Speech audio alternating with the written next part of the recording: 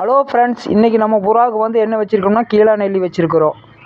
பார்த்தீங்கன்னா சாப்பிட்றத நீங்கள் கண் கூட பார்க்கலாம். இப்போ சாப்பிட்றானுங்களோ இல்லையா, அதுதான் முக்கியம். கீழா நெல்லினோட சிறப்பம்சம் வந்து நீங்கள் யூடியூப்பில் தான் கேட்டு தெரிஞ்சுக்க வேணும்.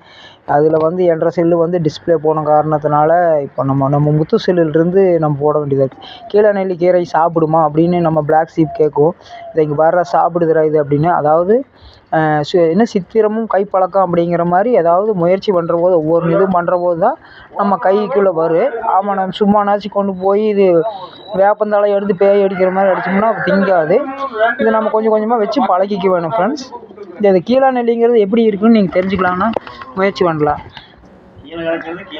கீழே நடக்க அதாவது நம்ம சின்ன சொல்கிற மாதிரி கீழே கிடக்கிறது கீழா நெல்லி. இது வந்து அதனுடைய என்ன இலைகளா? ஆமாம், இலைகளா இதழ்களா? சரி, எவையோனும் ஒன்று. இந்த மேலே இதழ்கள் இருக்கும், இலைகள் இருக்கும். அதற்கு அடிப்பாகத்தில் இது மாதிரி நெல்லிக்காய் மாதிரி இருக்கும், சின்ன சின்ன நெல்லிக்காய் இருக்கும். அதுக்கு பேர் தான் கீழா நெல்லி. இந்த கீழா நெல்லி வேர் வந்து மிகவும் என்ன சொல்கிறது, மிகவும் நல்ல இது.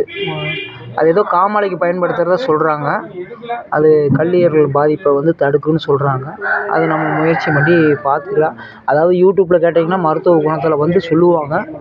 அப்புறம் நம்ம டிஸ்டர்ப் பண்ணிட்டு இருக்கக்கூடாது. இவனுக்கு டென்ஷன் ஆகிட்டு இருக்கானுங்க. ஒவ்வொருத்தரும் கீழா நெல்லி சாப்பிட்றதுக்கு மிகவும் ஆர்வமாக இருக்கிறானுங்க. நம்ம கொஞ்சம் விலகிக்கலாம் friends. Okay friends, bye friends.